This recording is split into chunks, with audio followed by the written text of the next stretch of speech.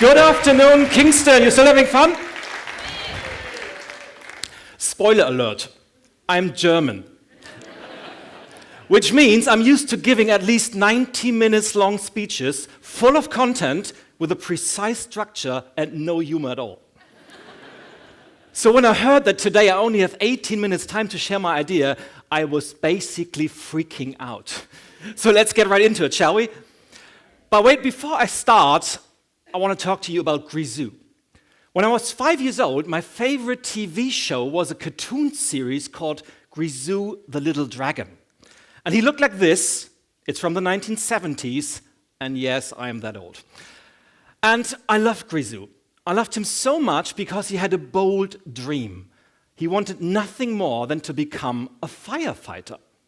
As you can imagine, that is quite a challenge when you're a fire-breathing dragon whose DNA is programmed to build whole cities to the ground.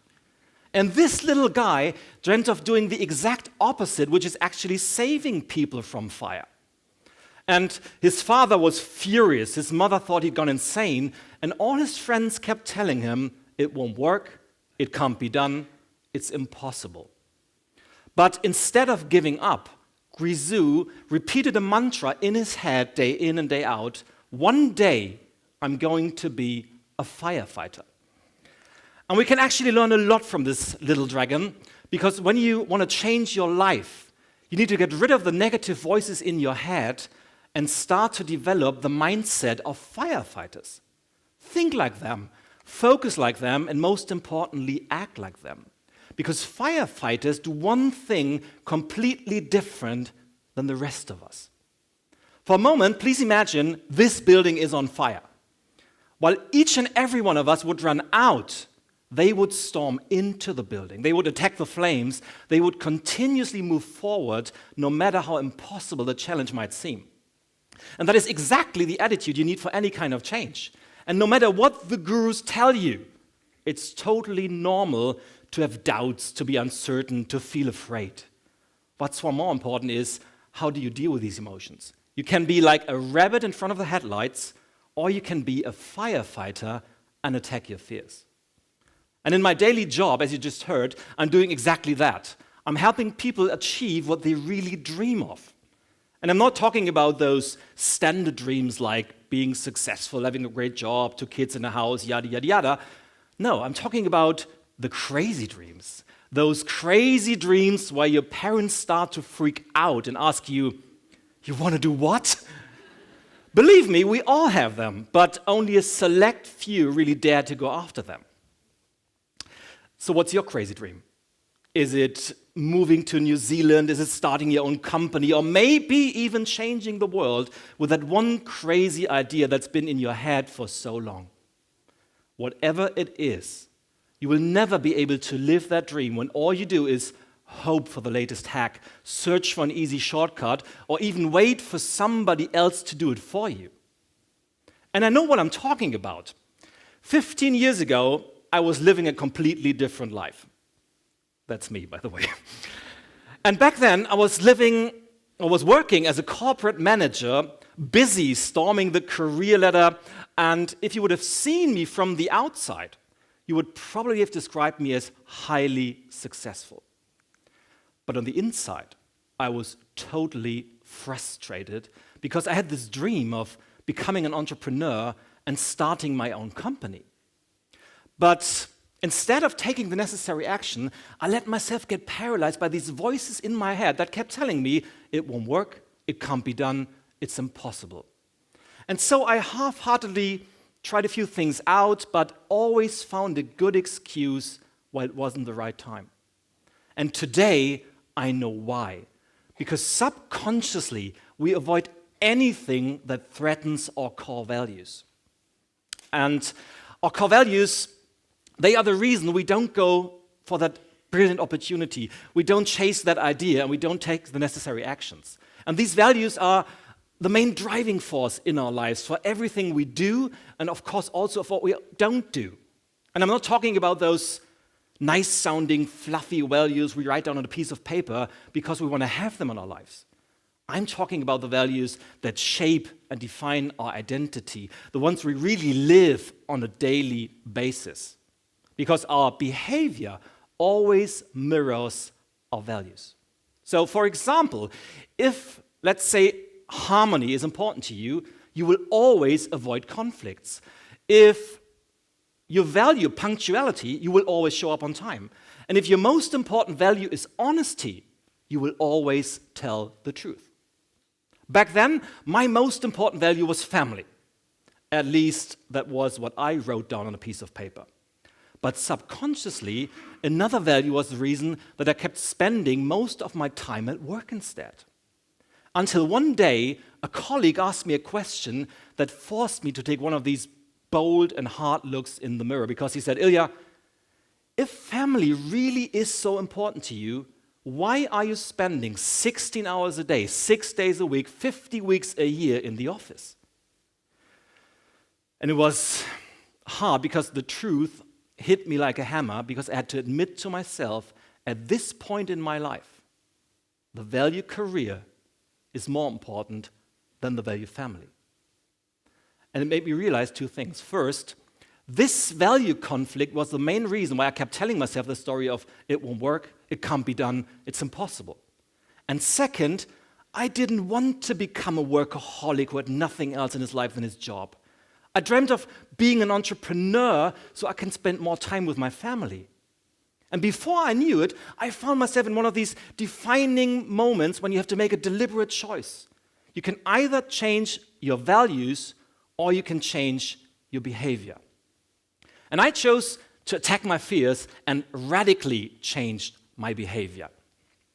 I still remember seeing myself sitting in my car, making the call, calling my boss to tell him that I was going to quit my job. And oh my gosh, I was so afraid because I didn't know if it was the right decision. And my throat was dry and my heart was pumping like crazy and my hands, they were shaking so much that I thought I was going to drop the phone. But thankfully I didn't, and finally started my own company with no clients, no network, and nothing but a crazy dream in my mind. And you cannot imagine how much criticism I had to face, because 99.9% of my friends and colleagues didn't understand this decision. And at least once a day, one of them reminded me, Ilya, how can you throw away your great career for this crazy dream? We all agree that this was stupid, and we predict your company won't last longer than a few weeks. And of course, I tried the best I could to ignore the naysayers, but the start was tough indeed. And I vividly remember giving my first workshop in a youth hostel in Berlin in front of 3 people. And 2 of them were friends of mine who were invited for free. Every single night, I couldn't sleep because I worried so much if I would financially survive another day. But instead of giving up, I changed my story to, I'm going to be a firefighter, and I embraced my core values. I even took it a step further and developed this business plan here. It's totally torn apart right now, and it looks like this. It's German efficiency. Yep. And this business plan is based on 4 non-negotiable core values, which have been the foundation for all my strategies, all my goals, and all my tactics ever since. And for me, they are, first, self-determination. I need to be able to act on my own. Second is purpose. Life is just too short to spend it with stuff that doesn't have a meaning. Third is giving back. Everything I do is focused on serving others, my clients, my family, people in need, and of course, today, you, my audience. So thank you for showing up and listening to me. And the fourth one is fun. I just love the feeling of coming home after a fun and long day of work and thinking to myself, wow, and I even got paid for doing that. Obviously not today. So, what are your core values that you're just not willing to negotiate? It's worth giving this question some serious thoughts, because when you start to embrace your values, something magical starts to happen. Before every major decision, before every possible project, before every business opportunity, I ask myself these 4 questions. Am I be able to act on my own? Does it have a meaning? Do I give back? And will it be fun? If the answer is yes, I know I'm good to go. But if the answer to just one of these questions is no in the long run, I know that it's time for a change. And these values, they have been my lighthouse, my North Star, and probably the biggest game changer for my company. Today, I have a great team at my side. A lot of the big brands are on my client list, and in 2019, we celebrated our 10th business anniversary. So take that, my naysayer friends. The question is always, how badly do you want it? Are you willing to pay the price? Are you following the herd mentality of, it won't work, it can't be done, it's impossible, or are you being a firefighter? I will never forget how hard I had to work for my very first paid gig as a conference speaker. Way over 1 year, I was positioning myself. I was approaching potential clients, calling speaking bureaus without a single result. You cannot imagine how often I heard the word no during that time. Until one day, I got a call from an HR manager from a big company who asked me, Mr. Graschkowitz, it was hard work, but I managed to convince our board. We'd like to hire you for our upcoming company meeting in September. Would you be available? And on the outside, I was replying, well, I have to take a look at my calendar. But on the inside, I was going, ka-ching, yes, that was it, finally. But right after I hung up that phone, that feeling of euphoria quickly transformed into extreme nervousness because the event was in the biggest venue in town. They announced me in a glossy 2-page article in their company magazine, and the CEO personally picked me up at the train station. And on the day of the event, there were around 800 people in the audience. All the spotlights were on me. And then the MC of the event said, ladies and gentlemen, now for the highlight of today. Please welcome the experienced top speaker and the star of our conference, iija. And then I went on stage, went through the structure in my head one last time, and then I delivered a speech, which probably wouldn't have been good enough for the parents' meeting in my daughter's kindergarten. The applause was golf tournament style. Something like this. The atmosphere kind of depressed, and I was looking into confused eyes. And when I left the stage, I felt like a total failure. I've never felt so ashamed in my whole life. That feeling got even worse when the HR manager, who fought so badly for me, came to me and said, Ilja, we've run this event for 11 years now, and never once has the atmosphere been that negative. Our CEO left after the first half. And sometimes it's crazy because, do you know, the first thought that popped into my mind, how do I get back to the train station now? But after that, I realized, wow, this had been my big moment, the once-in-a-lifetime opportunity to prove myself, and I messed it up big time. And in that moment, my dream died, and I thought I was looking at the end of my career as a professional speaker that had not even started yet. I had so many thoughts like, well, I'm pretty sure they will put a picture on their wall of shame with a caption that says, worst speaker of all times, and nobody's ever going to hire me again. I'm just not good enough. And just as I was about to give up, something happened that eventually saved me, because a few days later, I was giving a seminar in Switzerland when, during preparation, the organizer came to me and said, Ilja, there's a guy called Andrew waiting outside. He's 96 years old, and he wants to attend your seminar.